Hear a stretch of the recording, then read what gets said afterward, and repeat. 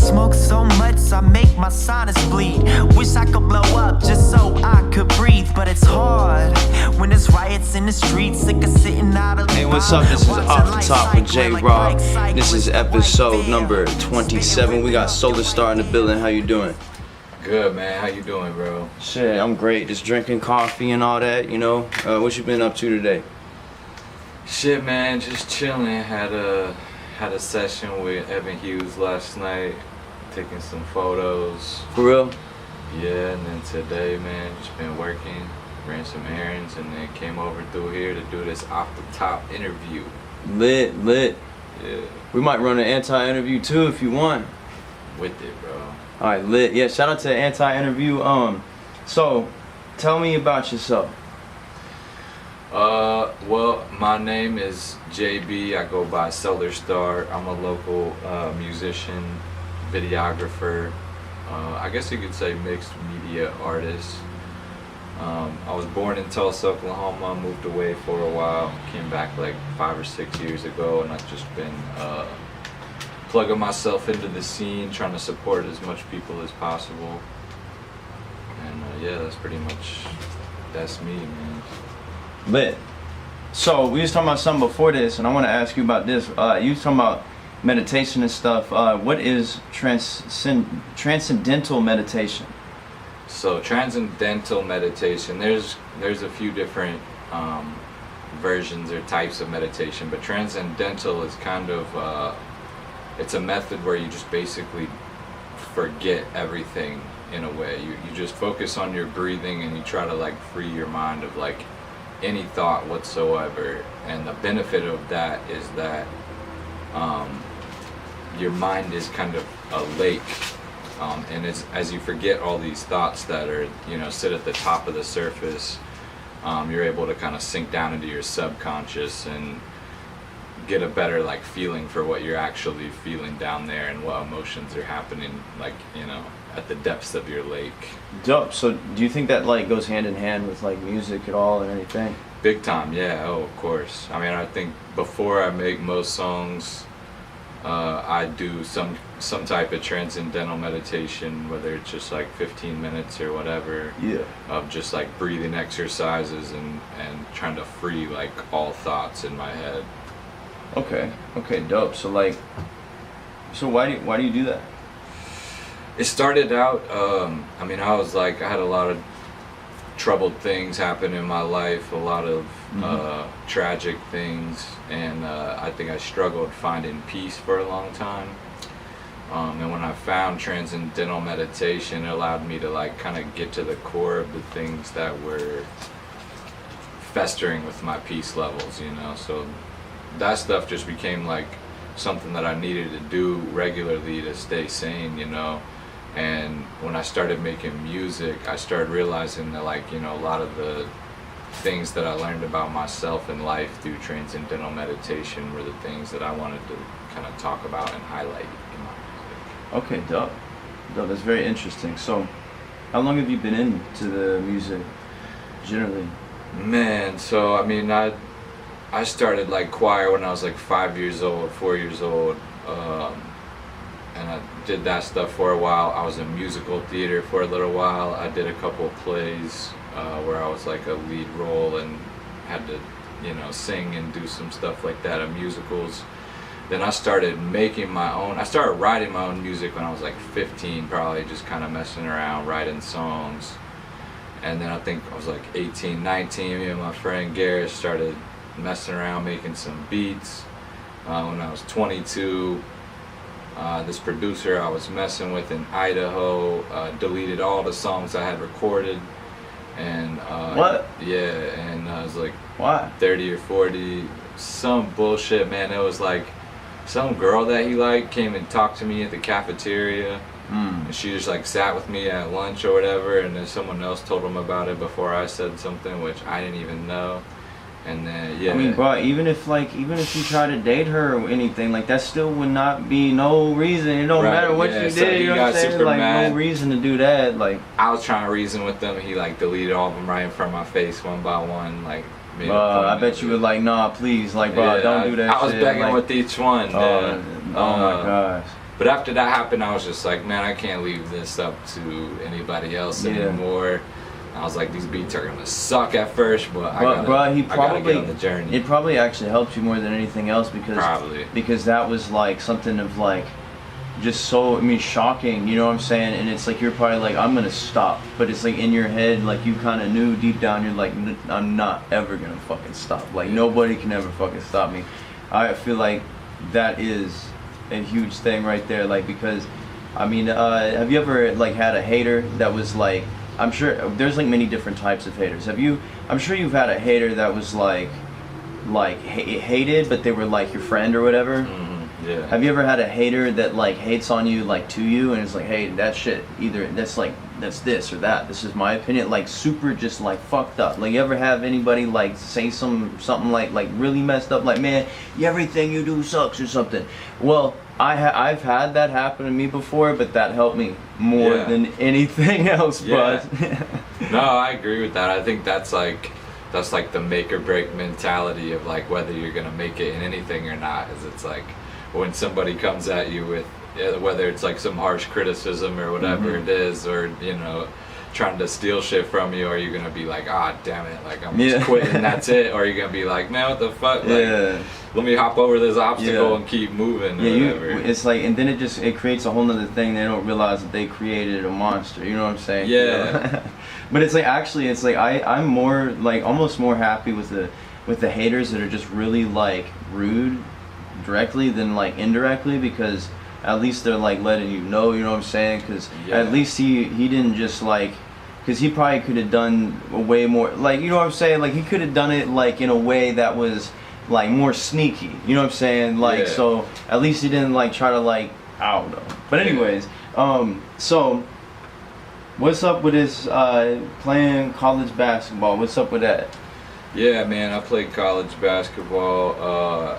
I started out at Southwest Oklahoma State in Weatherford, Oklahoma. I transferred to Cape Fear Community College in Wilmington, North Carolina. Then I transferred to Northwest Nazarene in Boise, Idaho. Then I transferred to Plainview, Texas. It was a Wayland Baptist, some NAIA school. Then I went from there to a school in Missouri. William Woods. Why did you do all that? All right, we'll just run it down real quick. So the first school, I signed there, and the coach I signed with took the AD job, and they hired a new coach like right as I was coming in my freshman year, and he was an asshole, so I didn't want to play with him. So I transferred to a junior college. Junior college, you only get 1 year to play there. I was a sophomore, or you get 2 years, but that was my second year, so I had to transfer. So then we go to Idaho.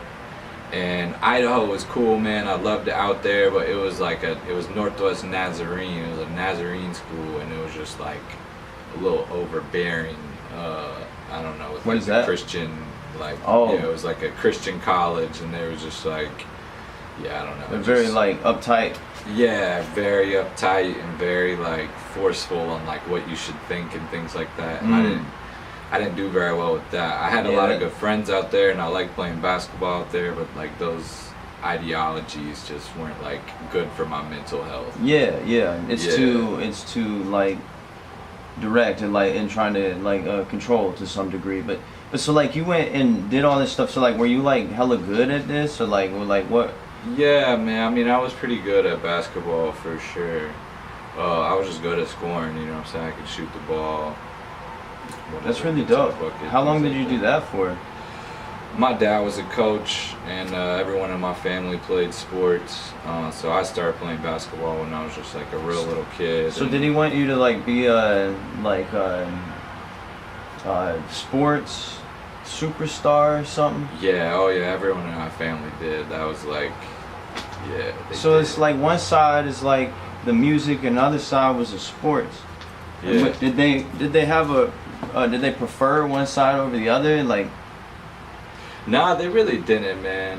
My parents were pretty cool with that. They just wanted me to do like what made me happy. And my mom was also like creative writing teacher. Wow. So you have a lot of the things that what it takes, and you're like through the DNA, in my opinion, and the experiential stuff, like to have what it takes, and that's probably why you're doing music, because like I feel like the musicians and writers' mind, I feel like it can be determined by the people of our past. Yeah, 100%, man. We're all shaped by like whatever energies we've encountered over our lives, whether that be the parents that we grew up with, families, friends we spent time with. Like Exactly. it all shapes our current energy and who we are now. You know. Definitely. So what I'm curious about is, do you think that, like, so you said you have the history with the sports and with the choir and stuff.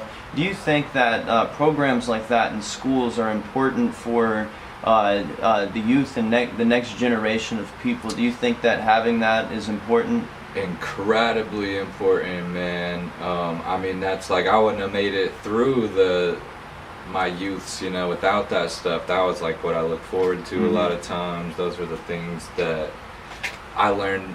90% of the life lessons I know from, you know, playing basketball and basketball practices and games, and learning how to deal with loss, and learning how to, you know, work together with a bunch of people to organize things. Yeah, it's so many things. And like Verse, he's got that like rap school in Tulsa.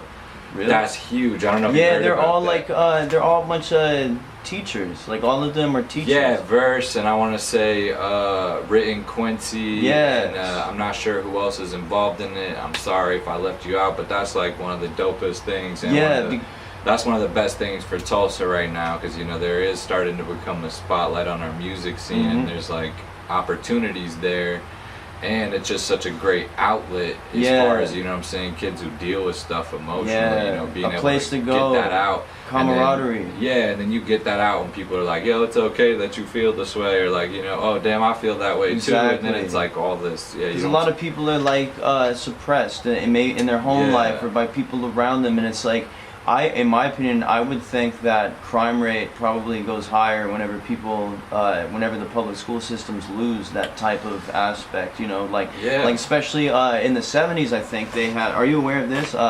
Whenever they took away the instruments and stuff out of the inner cities because they couldn't afford like a music program anymore, so then people started just like, you know, working with a turntable and scratching a turntable, and then started like rapping and dancing and stuff. That's where it all, and then art, like graffiti, all of that, like cultivated through that. And then, but even that became weaponized eventually against people. So like, but it's like having these things, I agree, it's so important to have it for the next generation, because then if we don't have people like us that were like, yeah, music is what, you know, or football or basketball or anything, we're like, then people are gonna, what else are they gonna be doing? You know what I'm saying? Gonna be out there on a corner trying to sell drugs or something. So it's like, but yeah, this very interesting topics. I really like these things. I want to move on to another one though, real quick. So you're talking about that you have that you are a part of 3 bands. Yeah. So Lovely Lorenzo is my main band. We're working on an EP right now. Then we'll try to start doing some shows around Tulsa. It's kind of like a bluesy, like Red Hot Chili Peppers mixed with Rainbow Kitten Surprise or something. I don't know, but it's really not a lot of hip hop involved in it. To be honest, it's really just like indie rock. And then there's Psychedelic Velvet, which is just like a lot of fucking hip hop and like a lot of bars to just like, my friend Clay Bird is the other part of that, and he's just like a wicked good musician, man. He makes all the beats, makes all the instrumentals, plays a lot of instruments. He's a wicked good drummer. I mean, he plays pretty much all the drum lines, just like one take on his shit, like the whole fucking shit, man. It's crazy. But yeah, that's just like all hip hop. And then there's one called Flower Delivery Service. And that's with my friend June Ricks. She has a band called Free Association here in town.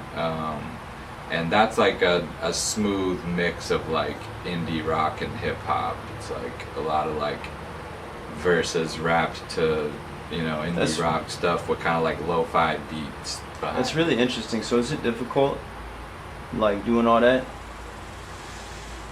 For like the first month, I think, having all the different projects, I got overwhelmed just because I was overthinking it, but it's not difficult at all, no. So I mean, is it like, I mean, is it so it's not difficult like keeping everybody like together, like, you know, like especially between so many, you know what I'm saying? Like, is that ever like an issue, like making sure, because it's a lot of different people. That's probably the biggest issue is just like getting people on the same page and in the same place at the same times.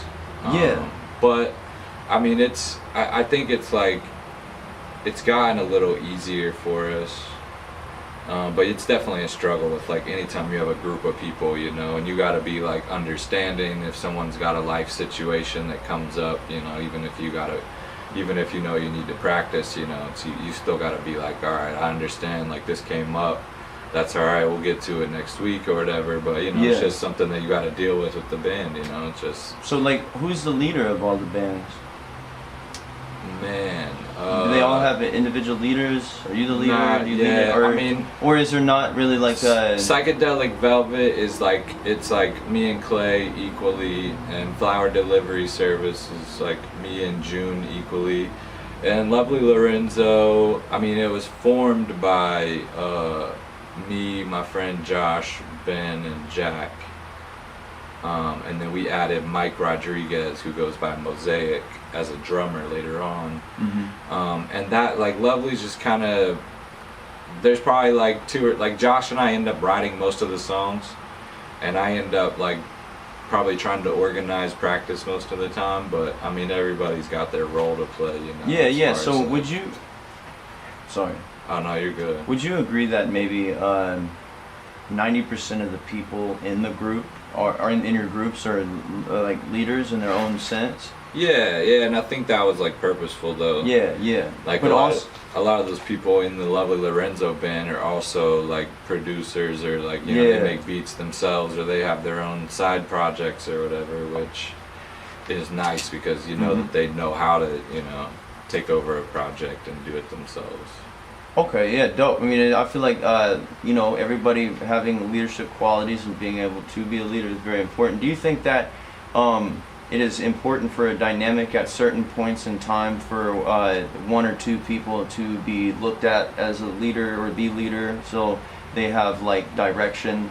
I'm just curious, like generally, you know what I'm saying, it could just be in life. I mean, because I have you know, I'm in a group with people. I have a group and like co-founded, I mean pretty much founded, but we're like, we all leaders, but it's like, if nobody else is gonna say this is what we're doing, then I will, you know what I'm saying? I think to me it's like whoever's willing to take the initiative and it looks like that person really cares, like they should be the lead. But that's just how I feel, you know, because I don't think people should do jobs they don't want to do, or like, you know, take over responsibilities or things they don't want to do. But Exactly. it's like, if you want to do that, then I think you should be doing it. Like if you're passionate about doing it and if it's something you want to do, then it's like, yeah, maybe some bands run into the problem that like everybody wants to do it, you know what I'm saying? Which we don't really have that, because like everyone in ours is like, they are all like able to do things on their own and they have that like leadership mentalities, but they also are all like, okay, that's a good idea, like let's go with that, you know. But I think the nice thing is they'll also voice when it's not a good idea, and we basically have a thing that's like we all got to agree on it for it to like it's be that a thing, you know what I'm saying? Yeah. Yeah, it's like, it's not just like something doesn't just like become a thing because someone says it. Like, Yeah. we bring it up, talk about it, and like all five agree, all right, now it's a Yeah, thing. Or like a whatever. voting system. That's kind of similar to what we be doing too. Cause It's helpful to have someone who like is more apt to like lead that whole like discussion or something, you know what I'm saying? But that's really all the like. and it's also important to have the people to be like the people that are like no, you know what I'm saying? Exactly. Yeah. It's like, because without everybody that's like yes, no, yes, maybe, whatever, you know, it's like those people that are decisive and they go with what their gut's telling them. Like, very important to have people like, and then that voting system is very important. So I have another question though, and I got a bunch more because like we have a lot that we thought of and stuff. But so there's something that I want to ask you, if you feel like the people that you are around musically or either way, if you think this list of 10 words resonates like with 90%, if you think that you have to have all of these to be around people. So loyalty, love, communication, respect, honesty, honor, discipline, patience, influence, and understanding. Yeah, I'd agree with that, man. Do you think that people could go without one of those, like, and still be like good with them, you know what I'm saying? Or like do you think it's necessary to have all 10?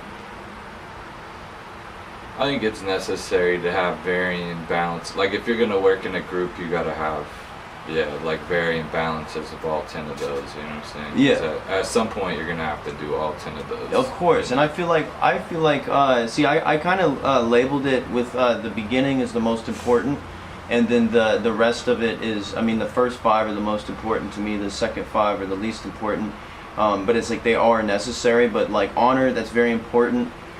Discipline, patience, influence, and understanding. I put understanding at the end because having understanding with the people we're around is important, but it's like I don't think understanding is as important as loyalty. Yeah. But I've never asked that. You know, I just came up with that list the other day, and I've been sharing it with people but anyways, I have a whole bunch more I want to ask you about though. So you said something about doing 3 documentaries and videography. What's up with that? Yeah, so the first documentary I did was on the digital divide and how that like causes a divide between lower income and higher income people. Interesting. So, you know, like kids in inner cities growing up that don't have access to iPads and, you know, laptops or Wi-Fi or what have you, you know what I'm saying?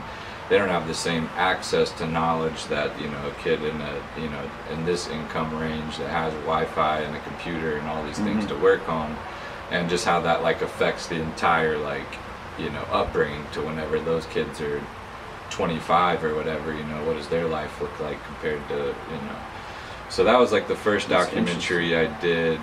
Wow, so that's like some deep thinking stuff like that. I mean, for real, like, so where is it? Where's it at? Like, where can I find it? It is, I did that one in college, man, and it was in the First Flight Film Festival out in Missouri. And honestly, I don't know, maybe First Flight still has I haven't seen it since we made it. Oh, really? Yeah, I haven't. Well, I watched it like, it's one of those things though, I think that I saw it like 1,000 times while editing it, and then we saw it on the big screen and stuff. And you're like, okay, you're like, yes, it's amazing. That's and you're done. like, yeah, and you're like, next day, yeah, exactly. We did it. Yeah. That's how I am with the interviews, dude. I shoot the interviews and I watch them while I'm editing it, and then they're like, hey, remember this thing you said in that one? I'm like, nope. Not at all. Yeah. I mean, it's like, but eventually, it's like we do all this stuff, then we go back and then we watch it all if we have access to it. So, but it's like you've been with the filmmaking industry and all of that, and videography and stuff. I mean,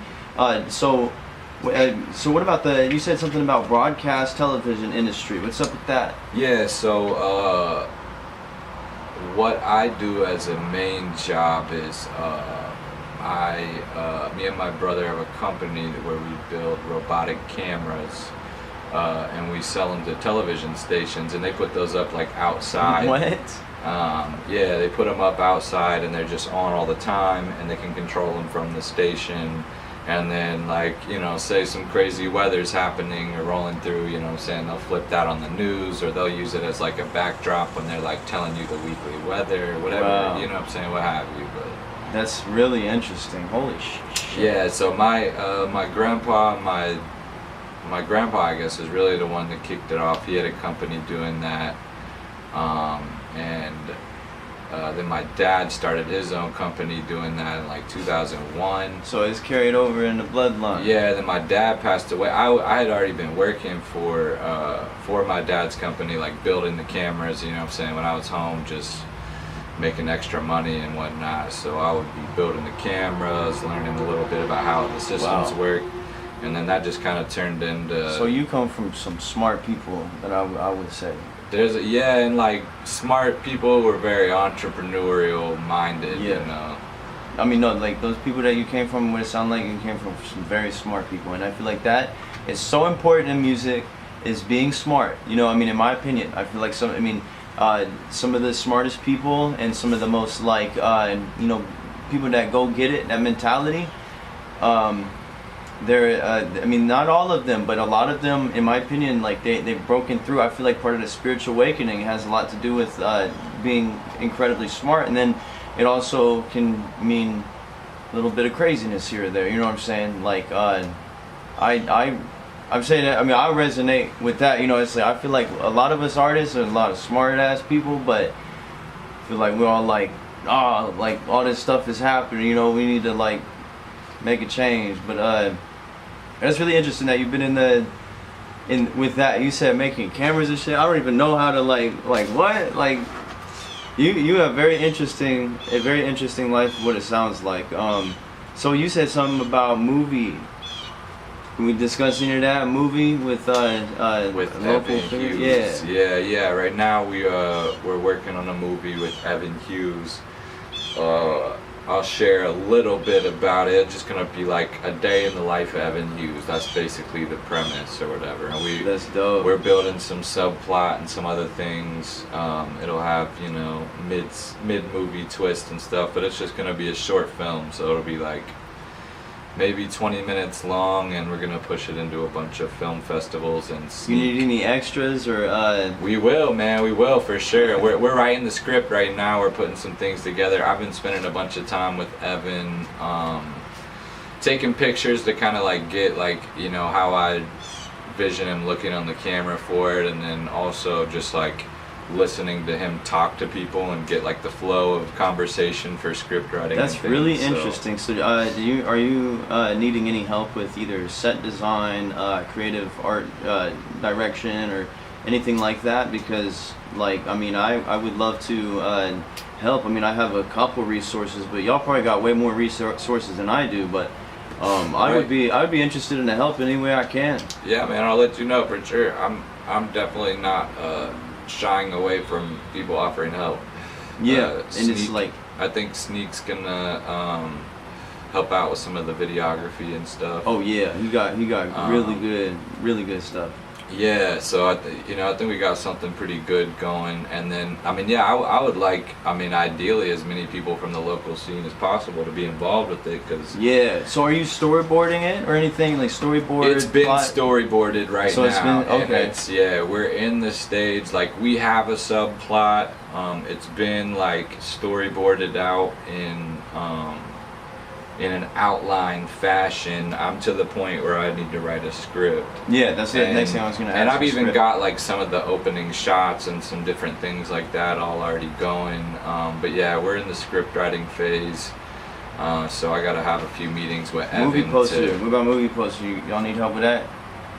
We might need help with it. I'll probably do something. It'll be after we shoot it probably, because I'm gonna need to probably figure out like what shots. You know what I'm saying? I'll pull it from a shot or something, like the idea for the movie poster. You know. But yeah, that sounds really cool. That sounds really interesting. Like that sounds like, I feel like Tulsa needs more of that, in my opinion. You know what I'm saying? So like, I mean, you do so many things. So do you think that is a term like jack of all trades? Do you think that is a good way to describe yourself? Like you do, like look at all the things you do. You know what I'm saying? Like how many more? Like you probably gonna. What else you got? Like man, like you have. I feel like you got the mindset. You know, of like anything you want to do, you're gonna do it. You know. You could call it jack of all trades. You could also call it ADD or ADHD or some shit. Yeah. I get tired of doing things, so I'll move on to something else. But in doing that, you realize how connected a lot of it is, especially in media, because I mean it's really all stories, and like how well you can tell a story or purvey a story. You know, it's like the different ways that you do that. You know, are obviously a little different in each medias, but it's like once you learn those little principles of like how to tell a story or how to maneuver through a story, you know, and each different one, it becomes a little bit easier. So it's like like some people would say jack of all trades, but to me they're kind of all like they're intertwined. Yeah, they're very intertwined. They're like together in a lot of ways to me. I actually totally agree. I mean, I feel like the sound and the image are very similar. I mean, they're similar. I mean, if you look at an editor, you know, I mean, it's something you edit some on video editor, you know, like Premiere or like Studio One or FL Studio, anything like that, Pro Tools, like the sound engineering is very like similar to the visual engineering. I mean, in many different fronts. It's not just like because it looks the same, but it's like just that it you know what I mean. You know what I'm saying? Like Because like I've done some vocal engineering for the past, you know, for a while, but I had no idea what I was doing. I still kind of have no idea what I'm doing. But eventually, it's like that. Just that sound becomes a vision. Like you visualize the sound. You hear and then hear the ooh. You know what I'm saying? Like it all kind of comes in together. The lows and the mids and the highs. You know. Same thing with the video, like or telling a story or even writing. You know, it's all goes together. So you do vocal engineering, producing, and all that. Why do you do that? Well, as we talked about earlier, I started doing it because you know, I trusted somebody else to do it for me, and that didn't go so well when they, you know, got mad at me. So that's when I just decided I needed to learn how to do it myself. Just for my own, like, you know, I didn't ever start to do it for anybody else. It was just to record my own stuff and be able to actually record music and, you know, do what I wanted with it. So is it same for everything? Like all the stuff you're doing, like is it the same answer? I would assume so, because it is, man. All the bands, the it's all just movie, stuff I wanted to do, man. Yeah, it's just like stuff I wanted to do, and like it's like if you want to do it bad enough, I feel like you'll start putting plans in motion and feelers out to see like who else wants to be involved with it, you know. Exactly. And that's just what happens with all of it. And I've been fortunate enough that, you know, a lot of really talented people wanted to be involved with stuff that I've been working on. So exactly, and see, it's like it's grown over time, you know. Now I want to ask a couple wild card questions. Do you believe in aliens? Yes, 100%. You believe in? Do you believe in the? Do you believe in metaphysical, like spiritual aliens, or do you believe in physical aliens? I think physical aliens for Do real. you So that's an in- interesting question, because I'm gonna bring this up. I read a book when I was like 14, and it was these religious people trying to convince me the opposite of what I actually was convinced after I read the book. But the book was saying that angels and demons, or what we think of as angels and demons, are aliens, or I guess it was saying the opposite. It was like no, aliens aren't real, those are just angels and demons. And I was like, I believe that's the total opposite. I was like, this makes a lot of sense, but I think that like that's for real. So like you read all the ancient writings, you know what I'm saying, of like circles of fire in the air and all these different things. It's like, how else would they be able to describe a UFO? That's the only way they'd have to say it. So do you think that those physical aliens, do you think that they come from another planet, or do they come from our own planet? I don't know that. I mean, I'm like the type of person that I literally don't know for real. Like, this is just like, I do have my beliefs, but like, I don't know, and I don't think anyone else knows either. And I think the people who say they do are probably full of shit. But they're like, oh, come listen to my seminar about aliens. Yeah, exactly. Anyone who's like, this is how it is, exactly. It's like, no, for real, fuck it's not. But they might be from a whole nother universe, like, I don't know, you know what I'm saying, a whole other then that would be like metaphysical. Yeah, exactly. Then that becomes metaphysical, but I mean, maybe it's like, it goes hand in hand. See, my personal belief is that, I mean, this ain't about me, you know, but it's like, my personal belief is that I think that aliens are real in a physical and metaphysical or spiritual sense, but I feel like it's a good possibility that what if aliens are made on this planet, so the metaphysical aliens can have a body to inhabit. So a body to take it over. So maybe that's why we're in the age of like we're in the age right now of technological advancement faster than we ever could see before. So maybe that when people try to transcend the firmament to a certain degree or whatever, maybe they're trying to build something so that way they can. But see, that's a whole crazy theory. We'll talk more about that on the anti-interview if we want. But that's my personal belief. So, but do you believe that? There's a lot of people that believe this. Almost every single person I ever asked this off the top believes it, but there's also a lot of people that don't as well. So, do you believe that the New World Order is a real thing? New World Order, like somebody's trying to be talking about like Illuminati type shit and stuff. I mean, yeah, no. So, you know what I'm saying? Like, I mean, my beliefs and all that is like there's definitely like a 0.01% at the top of all, at the top of all of it that's like calling some calling most of the shots, and like, you know what I'm saying, controls a lot of it on like a trickle down type. Yeah. Like, I don't know, and there's like, I've had probably a lot of different theories on even what that is, but I mean, I think it is, I think in some capacity it's happening. I do too. Do you think that a lot of this information that they're using for the New World Order, whoever it may be, do you think that they learned a lot of the information from history and from the Nazi scientists and MK Ultra and stuff like that? Have you heard anything about that, like Operation Paperclip, Project Manhattan, all that stuff, building the bomb? They let a lot of Nazi scientists over here to help build the nuke and stuff. And Braun was one of them too. I think so.